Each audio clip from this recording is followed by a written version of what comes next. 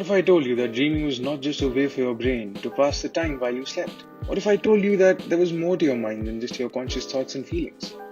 Today's topic of discussion is Sigmund Freud, one of the most influential psychologists to ever live on planet Earth, and the founder of the psychoanalytical school of psychology.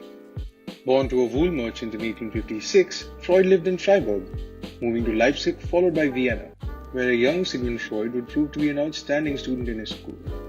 He attended the University of Vienna at the age of 17, where he originally wanted to study law. However, he later switched his interest to medicine. The various theories and psychological terms he has postulated over the years are too many to be compiled into a singular video, but I will be going over a few of the more important ones. Let's look at the Freudian slip. Freud, just like Master Oogway from the Kung Fu Panda series, was under the impression that there are no accidents. Freud believed that slips of the tongue provided an insight into the unconscious mind. Let's move on to dream analysis. Have you ever had a weird dream? Well, Freud was under the impression that dreams were the royal road to the unconscious, because according to him, when we dream, the defenses of our egos are lowered. The idea for dream analysis came to Freud when he dreamt that a client at the time was not responding well to his treatment.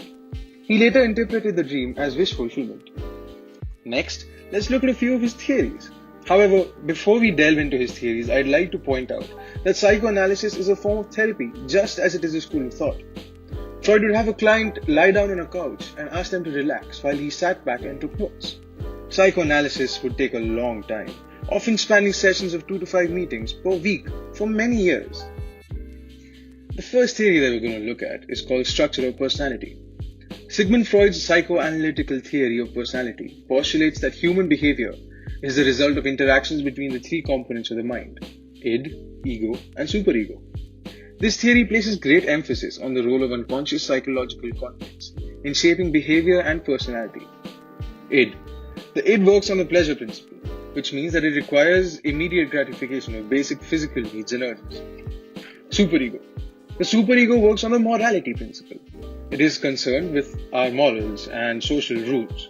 It develops as a child grows up and interacts with the people around him. Ego. The ego works on the reality principle. It is the rational, pragmatic part of our personality. It is less primitive than the id and is both conscious and unconscious. It is what Freud called the self. The ego is perpetually juggling the demands of the id and the superego.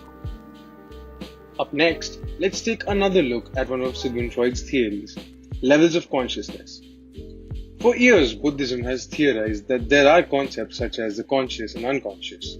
However, Sigmund Freud was the one who really popularized these theories throughout Western society during the 20th century. To give you a better perspective on this, imagine an iceberg. The portion of the iceberg that is visible above the surface is a very small portion of the total size of the iceberg. The first level of consciousness is known as the pre-conscious state and refers to our immediate awareness that we experience every day.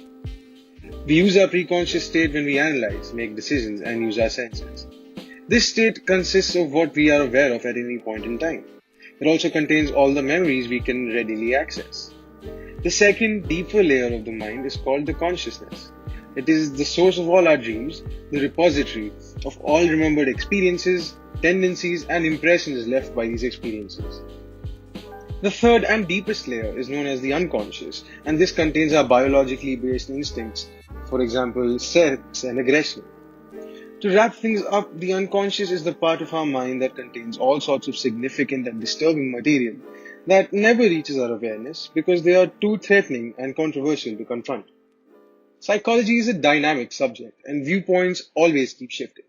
While many of Freud's theories are not considered as valid as they once were, his impact on the subject and popularizing psychology among Western society cannot be underestimated. This has been Deconstructing the Mind. Thank you so much for watching. I shall see you in my next video.